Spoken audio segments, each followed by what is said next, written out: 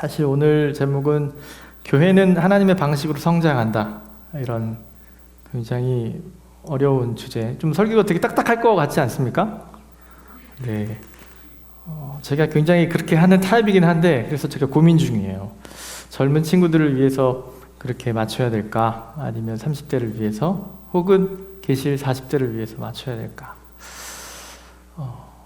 네, 그런 고민 중이에요. 여러분 기도하면서 같이 나아갔으면 좋겠습니다. 우리 박서연 전사님께서 아주 늘 잘 이렇게 지도해 주시고 해서, 네, 박 전사님이 설교를 좀 길게 하시는 스타일이시더라고요. 그래서 저는 그 절반 정도 될까? 이런 생각을 해보니까, 네, 좋아요. 네. 근데 또 이게 이런 게 있습니다. 우리 안에는 목사님들 사이에서는 은혜 주시면 뭐 이런 얘기 있어요. 은혜 주시면 이게 되게 오래 한다 이런 얘기를 하시는데, 예, 여튼 기대하는 마음으로 교회는 하나님의 방식으로 성장한다 이런 제목인데요. 오늘을 로마서 말씀 9장 8절인데 한번 보여주시고 다시 한번 눈으로 한번 앞에 화면으로 같이 한번 읽어보겠습니다. 시작. 곧 육신의 자녀가 하나님의 자녀가 아니요 오직 약속의 자녀가 씨로 여기심을 받느니라. 아멘. 이 말씀을 좀 잘 생각해 보세요. 여러분, 이게 이렇게 시작을 하고 싶습니다. 여러분이 처음 교회를 찾았을 때, 여러분이 처음 교회에 오셨을 때, 혹은 모태신앙이 많이 계시다면 내가 처음 예수님을 만났을 때, 여러분 한번 생각해 보세요. 저는 우리 교회, 제가 새가족 자리에 앉다가 왔거든요. 저는 처음 온, 굉장히 아까 우리 기도해 주시는 것처럼 낯설고 좀 어색합니다, 사실. 여러분이 그럴 때를 한번 생각해 보세요. 교회라고 하는 것 자체가 굉장히 낯설고 어색했을 그때를 한번 생각해 보세요. 예수님을 처음 인격적으로 인정하고 그분을 주인으로 받아들였을 때, 그러니까 혹 예수님을 믿게 되었을 때 여러분 한번 생각을 해보세요. 그래서 언제부턴가 예배 시간이 굉장히 지루했었는데 그런 어떤 사실들이 있고 난 다음에 교회도 적응도 하고 예수님을 이제 이런 분이 좀 계시구나. 하나님 계시구나. 나의 삶을 주관하시는 분이 계시구나. 그런 과정 가운데 예배 시간에 이제는 조금 지루해지지 않고 어렵기만 했던 어떤 성경 말씀이 이제는 좀 무슨 얘기지? 이런 얘기구나. 제가 지금 상황들을 좀 묘사하고 있거든요. 성경 말씀을 읽고 묵상하게 되었던 그 즈음을 여러분 한번 생각해 보세요. 제게 답을 주실 분이 있으실까요? 저도 이 기록을 하면서 내가 처음 예수를 인격적으로 믿게 되었을 때, 받아들였을 때가 어땠지? 저는 이제 아버지가 목사님이셔서 어릴 때부터 교회라는 곳에서 살아야 됐어요. 네, 기도 주여 하면 자야 되는 시간이었고 어릴 때부터. 네. 그래서 그런 비슷한 시기를 거치면서 저에게도 그런 경험이 있거든요. 지루했던 예배 시간이 흥미진진한 시간이 되었고 그 좀 시끄러웠던 합심기도 시간이 제가 엉엉 우는 그런 시간이 되어버렸던, 그러니까 어떤 게 매개가 딱 어떤 스파크가 있어서 저 안에 딱 그런 걸 생각을 해보니까 이렇게 답을 드릴 만한 문장이 없더라고요. 답을 얻으려고 노력하면 노력할수록 우리는, 적어도 저는 적절한 문장을 만들지 못했어요. 여러분 생각해 보십시오. 무엇이 저를, 또 지금 고민을 하셨던 여러분들을 이렇게 만들어 놓았을까? 앞에 찬양을 준비하고 중보 기도하시고 하는 제 안에 그런 감동이 많이 있었어요. 옛날 생각이 난다는 게 아니라 너무 감사하다. 너무 감사하다. 찬양팀도 감사하고 예배팀도 감사하고 2021년에 코로나가 이렇게 있는데도 불구하고 이런 날것의, 여러분 아시죠? 날것, 하나님을 향한 날것의 마음들이 막 나오면서 어우러지는 그런 청년들의 어떤 젊음이, 그 은혜가 너무 감사해서 감격했어요. 사실 너무 창피해서 좀 뒤에서 이렇게 좀 그러기도 했는데, 여러분 무엇이 여러분을 그렇게 만들어 놓았나요? 그리고 어떻게 우리가 이렇게 되었을까? 그렇다면 우리라고 하는 삶의 의미는 어떤 것이 있는가? 오늘 이제 세 가지 좀 질문을 하면서 말씀을 좀 나눠보기 원합니다. 답은요, 굉장히 단순하게 첫 번째, 무엇이 우리를 이렇게 만들어 놓았나라고 할 때 답은 이렇게 말합니다. 말씀이 우리를 만들어 놓았다고 말해요. 말씀. 계속 여기서 멈춰주시면 됩니다. 자막을. 여러분, 구약 성경의 첫 번째 책은 창세기예요. 그 창세기에 많은 인물들이 등장하지만 이 창세기를 두 부분으로 나눕니다. 그래서 이제 11장까지 이제 오리지널 히스토리라고 해서 원 역사 뭐 이렇게 얘기하고요. 12장부터 50장까지를 뭐 족장사 뭐 이렇게도 얘기하고, 그래서 이제 여러분이 잘 아는 아브라함 아시죠? 아브라함부터 나오는 그 이제 우리 주일학교 시간에 많이 배우고 하는 그런 스토리가 쭉 나와요. 여튼 12장에서 첫 번째 나오는 인물이 누구냐면 아브라함입니다. 아브라함과 에이브라함이 다른 거 아시죠? 여튼 아브라함, 이름이 변하기 전에 아브라함. 그 사람이 등장을 하는데, 여러분 12장 1절에서 2절 3절을 2절 3절을 좀 준비했는데요. 네, 2절부터 보여주세요. 한번 같이 읽어보겠습니다. 시작. 내가 너로 큰 민족을 이루고 내게 복을 주어 내 이름을 창대하게 하리니 너는 복이 될지라. 3절. 너를 축복하는 자에게는 내가 복을 내리고 너를 저주하는 자에게는 내가 저주하리니 땅이 모든 족속이 너로 말미암아 복을 얻을 것이니라 하신지라. 아멘. 이게 무슨 얘기냐면, 성경을 쭉 읽다 보면요, 12장 1절, 2절, 3절에 아브라함이라고 하는 사람에게 하나님이 이 이야기를 하신 거예요. 이 말을 뭐 삼복 언약, 뭐 이렇게 어른들은 참 어려움을 많이 쓰시잖아요. 여튼 언약이라고 해서 약속, 그러니까 하나님이 아브라함이랑 약속을 하신 거예요.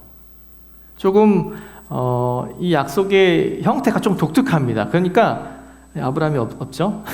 아브라함이 여기 계시면 하나님이 아브라함에게 이렇게 뚝 던지신 거예요. 2절, 3절. 이게 요약하면 이렇습니다. 하나님이 너를 큰 민족이 되게 하겠다. 뒤에 이름을 창대하게 하고 복이 된다. 너 자체가 복이 된다. 이런 얘기는 사실 이 세 가지가 같은 개념이에요. 무슨 얘기냐면 가장 기본적으로 너 후손이 많게 될 거다, 그 얘기입니다. 두 번째, 세 번째 어떤 깊이는 나중에 보시고, 하나님이 한 인생에게 약속한 약속의 내용이 뭐냐면 너로 하여금 아들, 딸 많이 낳게 할 거다, 이렇게 하시는 거죠, 하나님.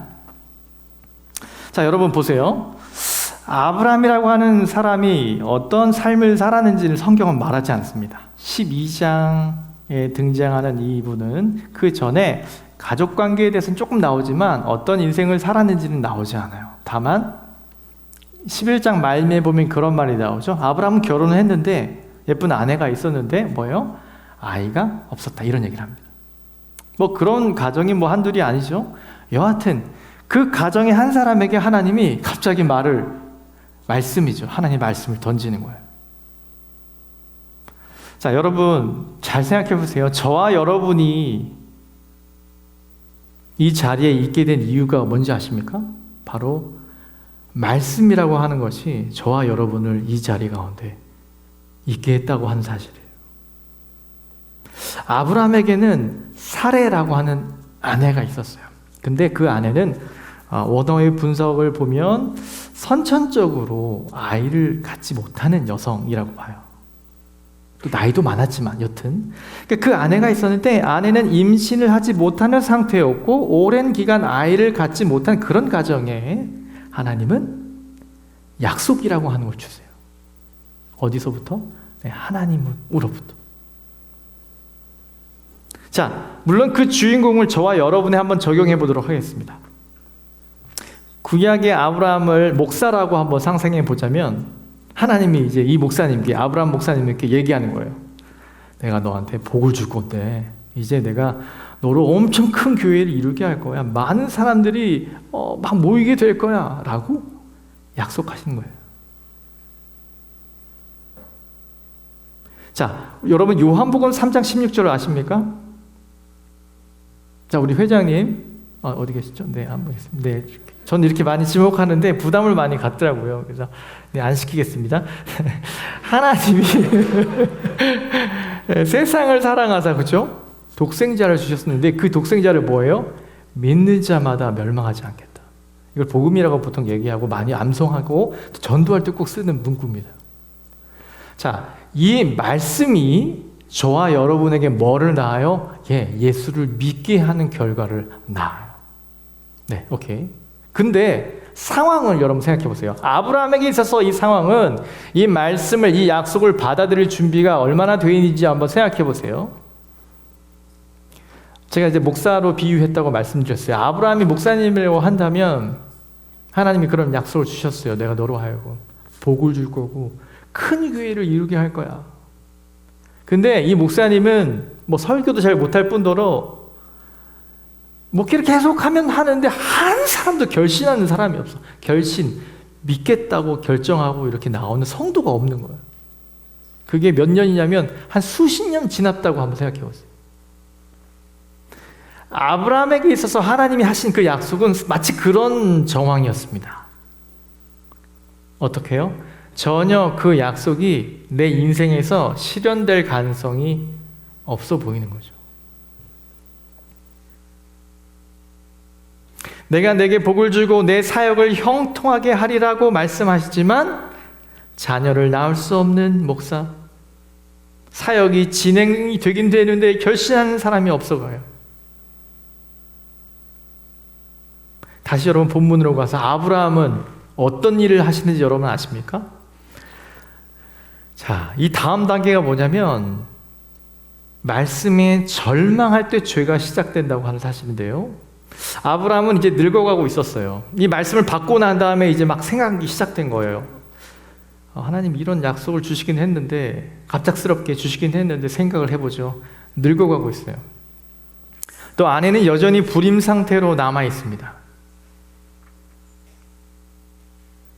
하나님의 약속, 하나님의 개입, 어려운 말이에요. 역사하시는 거. 하나님의 개입, 즉 초자연적인 개입에 아브라함은 어떤 마음을 품게 되냐면 이게 힘이 나고 막 그래야 되는데, 그러니까요 이런 게 있어요.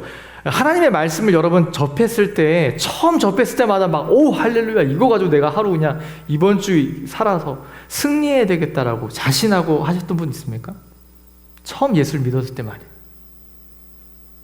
처음 예수님을 믿고 난 다음에 감사의 은혜가 있지만 그 다음에 말씀을 가지고 이제 살려고 가다 보면 어떻게 해요? 이 말씀이 뭐가 되는 줄 아십니까? 나로 하여금 절망이라고 하는 상황을 만들어내요. 여러분 한번 추억해 보십시오.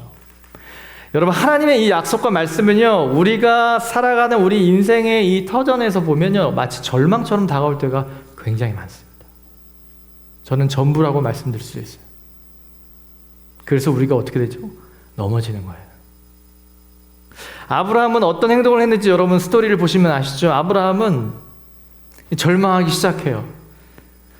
그러니까 신이죠. 아브라함에게서 신이 이런 말씀을 딱 주셨어. 복이 된대요. 자손이 엄청나게 많아질 거래요. 근데 점점 한 해 나이를 먹는 거예요, 아브라함. 점점 우리 아내랑 이제 잠자리를 같이 하고 이렇게 했는데 전혀 임신의 기미가 보이지 않아. 납득이 안 되는 거예요. 계속 시간이 갈수록. 여러분 어떤 결과를 낳습니까?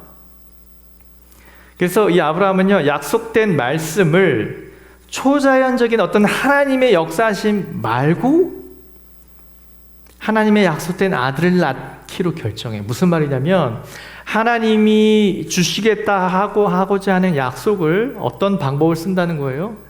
자신의 방법을 통해서 하려고 한다는 거예요. 여러분 이 초점을 잘 맞추셔야 돼요. 하나님이 이렇게 하시겠다, 아멘, 할렐루야 부정하는 게 아니에요. 이 하시겠다고 하는 이 사건을 기다려보니까 내 인생의 자리가 도저히 이게 일어날 수 없는 일이에요. 그래서 내가 할 수 있는 방법을 하게 된다는 거예요. 혹자는 이렇게 생각할 수 있어요. 목사님 그게 왜요? 그게 최선 아닙니까? 맞아요. 네. 아브라함이 할 수 있는 최선은 그거였을 거예요. 여러분 방법을 아시죠? 어떤 일이 있냐면 16장 4절을 한번 보시겠습니다. 같이 읽을게요. 시작. 아브라함이 하갈과 동침하였더니 하갈이 임신하매 그가 자기의 임신함을 알고 그의 여주인을 멸시한지라. 이게 무슨 얘기냐면 이 하갈한테 하갈 이렇게 했는데 하갈이라고 하면 여자 이름이고요. 애굽 사람이에요. 어떤 이방인이에요. 여튼 말씀 다시 한번 보여주실래요? 예. 하갈과 동침하였더니 자 16장 3절에는 아무 내용이 안 나오고요. 갑자기 아브라함이 뭐 해요? 하갈이라고 하는 지금 처음 등장한 이 여인과 잠자리를 같이 합니다. 동사가 3개 나오는데 첫 번째는 동침했다. 같이 잤다. 두 번째 그 여인이 임신했다. 세 번째 뭐예요? 여주인을 멸시했다. 이 동사가 3개 나옵니다. 원어에서도. 여러분 이제 뭐 원어를 다 말씀드리고 싶지는 않은데 히브리어는요 조금 좀 무례하다고 하는 말이 좀 무례하네요.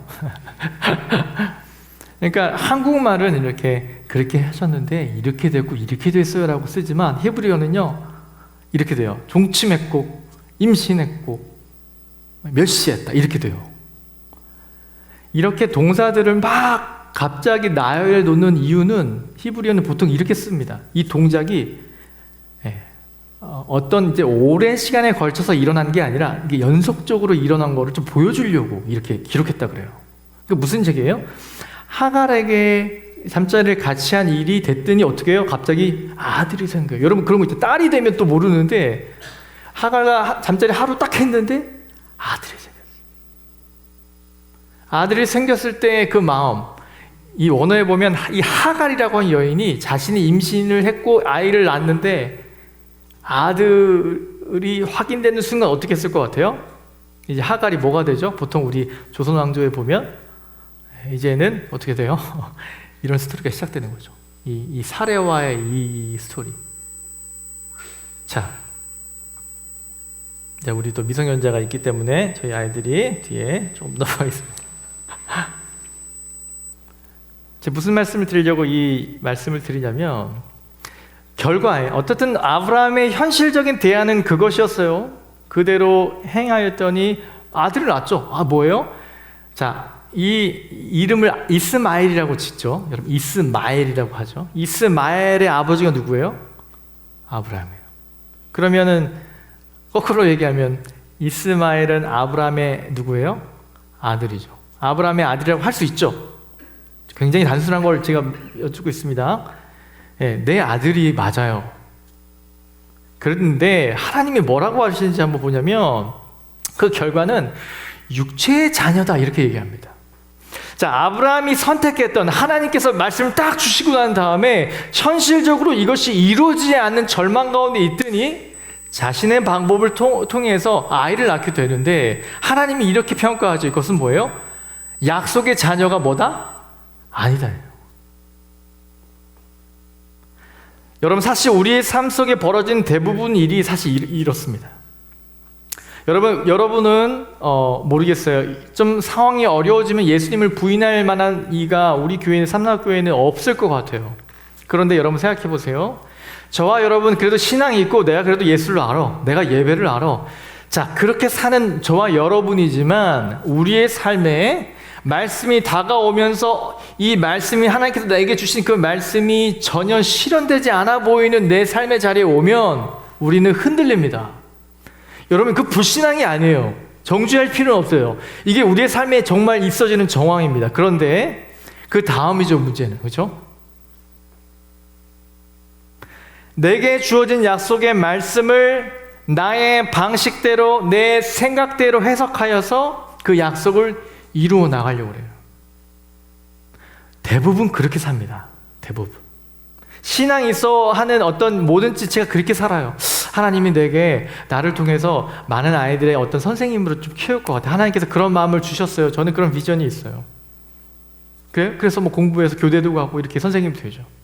근데 그렇게 좀 나아가는 상황 가운데 내 안에 뭔가 지금 뭔가 놓치고 있다는 생각들, 하나님께서 하나님 여기까지 부르신 것 같긴 한데 그 다음엔 하나님이 나를 좀 뭔가 거리를 둔 듯한 정서를 경험할 수가 있습니다. 여러분 뭐를 놓쳤기 때문이죠? 약속의 말씀을 우리의 방식대로 내 생각대로 다루었을 때의 결과는 그래요. 많은 친구들이 이렇게 생각합니다. 언젠가는 내가 세상 앞에 멋지게 설 날이 올 거야. 지금 나는 심히 미약하지만 나중은 뭐요? 잘 모르시죠? 창대한다. 이게 엄청나게 커진다는 얘기죠. 지금은 작지만 그래, 세상이 나를 알아주지 못할 거야. 근데 하나님이 나를 엄청나게 키워주실 거야. 이런 마음으로 기도하는 청년이 얼마나 많은가. 저도 그 중에 하나였습니다. 여러분, 그러한 사람이 있다면 여러분 생각해 보세요. 계속 그 마음 가지고 기도하면서 듣고 묵상하는 모든 말씀이 여러분 안에 자유함을 주십니까? 그렇지 않아요. 주신 말씀들마다 절망의 한계에 다다르게 돼요. 그래서 어떻게 되죠? 내 생각과 내 판단대로 하게 된다는 결과가 나오죠. 어떤 이들보다 뛰어난 머리가 될 거야. 언젠가는 긍정하는 날이 올 거야. 만약 우리가 살아가는 삶이 저와 여러분이 생각하는 방식으로, 그런 패턴으로 살아가게 된다면 우리는 그 삶이 약속의 말씀이, 하나님이 말씀하시는 그 말씀에 준하는 삶이라고 볼 수 없습니다.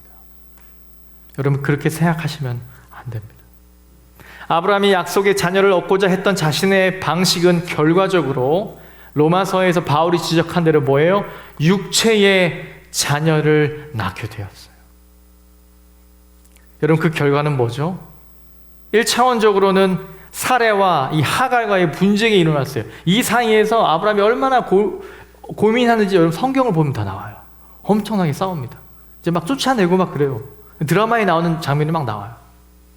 뿐만 아니라 역사적으로 여러분 이스마엘의 후손이 여러분 아랍이라고 얘기하는 걸 많이 들으셨죠.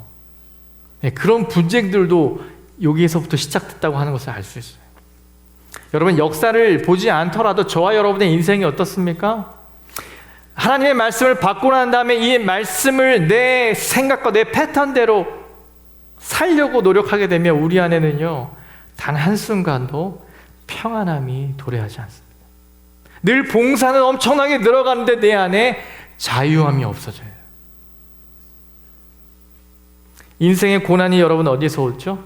왜 우리의 삶에 좋은 날이 없을까요? 왜 얼마나 더 기도해야 될까요? 왜 나는 더 높은 자리로 갈 수 없을까? 때론 자신을 비관하고 깊은 자격지심으로 살아가는 이들을 많이 우리가 보게 됩니다. 마치 육체의 자녀를 낳은 아브라함처럼. 그러면 어떻게 우리가 크리스찬이 되었는가를 생각해 보면서 다음 대지로 넘어가겠습니다. 그러한 상황에 하나님은 다시 말씀하신다는 거예요. 다시 말씀하신다. 하나님은 과거에 하셨던 말씀을 다시 한번 확인시켜줘요. 창세기 17장 16절을 보시면 제가 읽어드리겠습니다. 내가 그에게 복을 주어 그가 내게 아들을 낳아 주게 하며 내가 그에게 복을 주어 그를 여러 민족의 어머니가 되게 하리니 민족의 여러 왕이 그에게서 나리라. 여기서 내가는 누구죠? 하나님이고요. 그는 누굴까요? 사라를 얘기해요. 사라. 17장은 사실 역사적으로 이렇게 뒷이어보면 12장에 먼저 이 말씀을 받았죠. 사실 아브라함이 잘못된 결정을 한 장이 16장이에요. 그러니까 소위 말해서 아브라함이 받은 말씀으로 어떤 행동을 하고 난 다음에 하나님이 다시 말씀하시는 거예요. 17장에서. 여기서 핵심이 누구예요? 사라예요.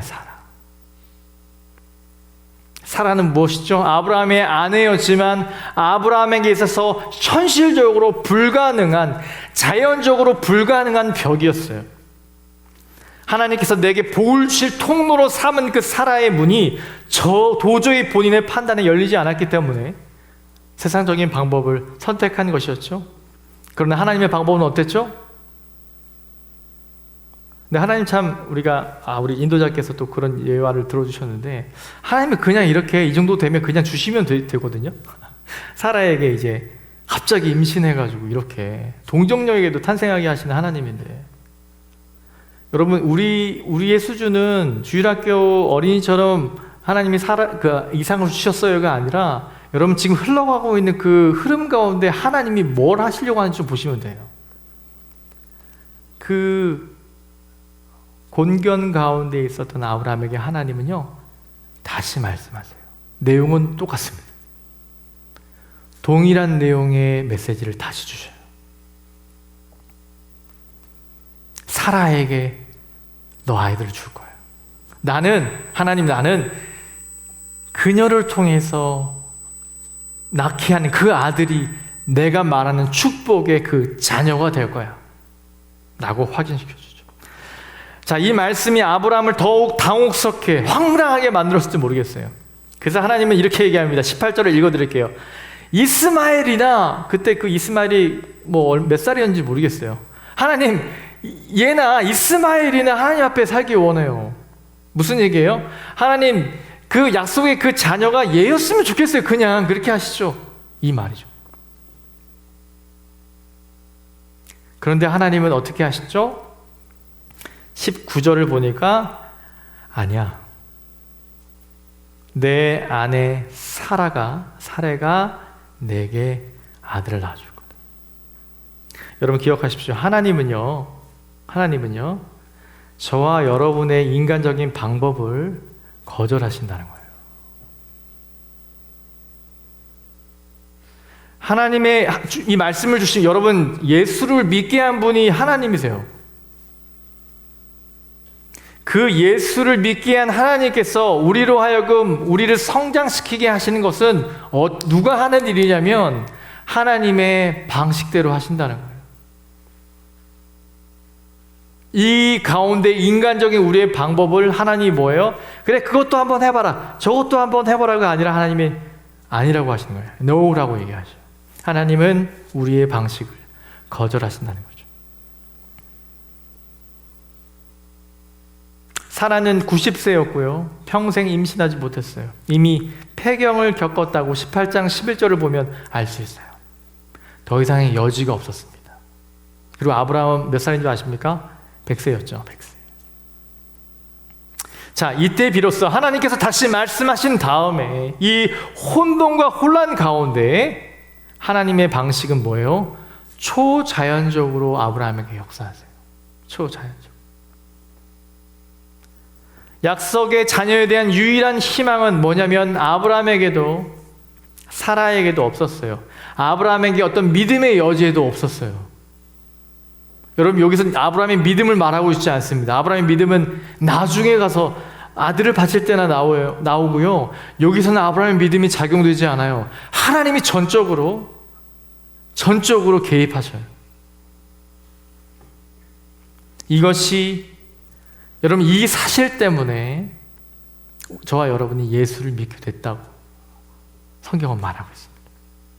이것이 약속의 자녀가 된다는 신비입니다.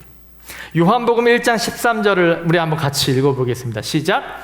이는 혈통으로나 육정으로나 사람의 뜻으로 나지 아니하고 오직 하나님께로부터 난 자들이니라.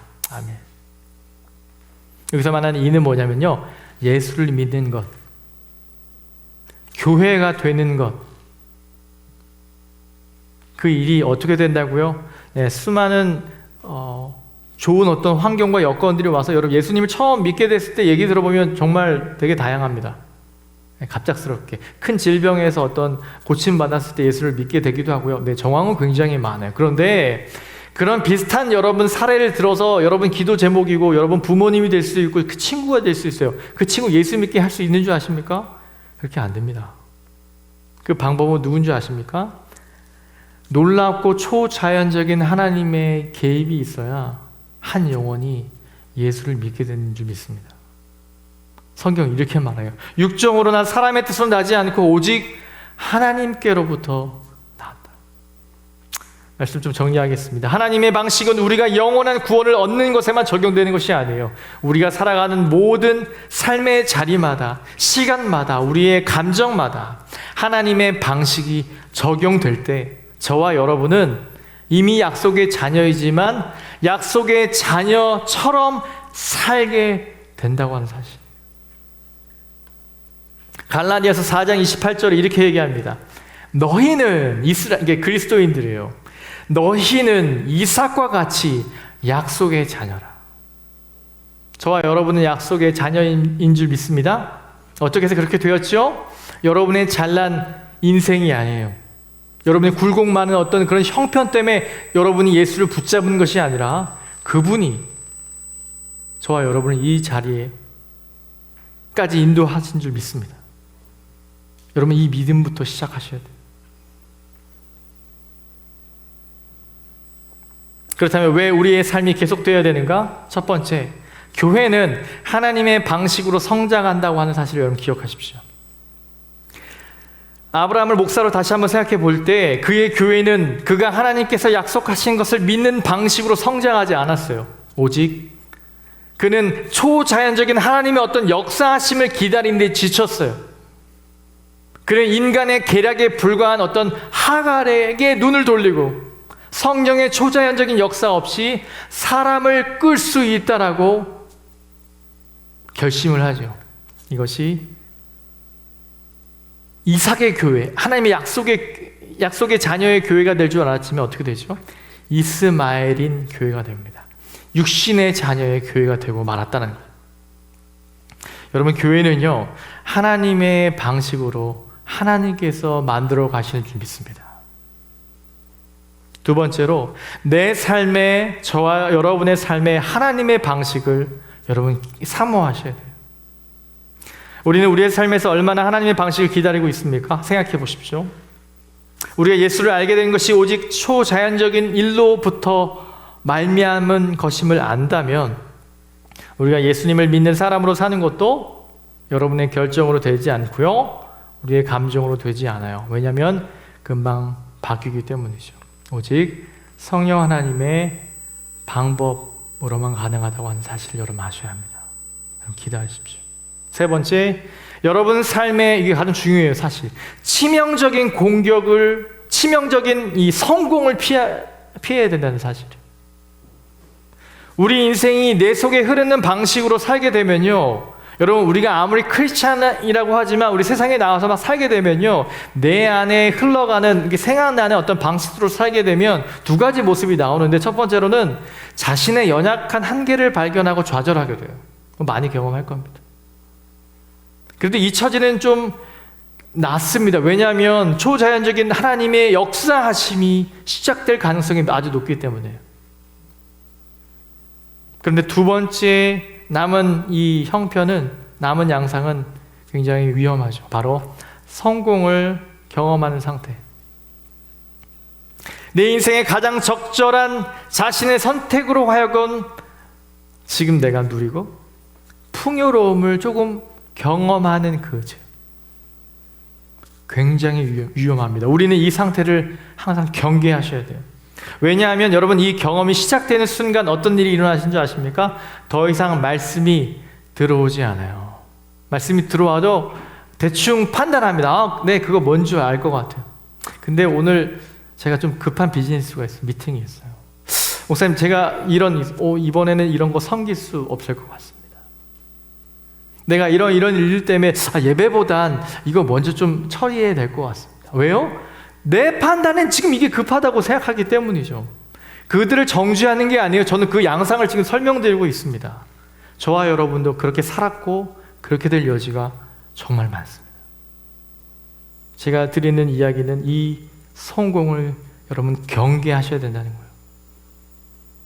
육신의 자녀 이스마엘의 인생으로 치명적인 결과를 우리는 낳게 돼요.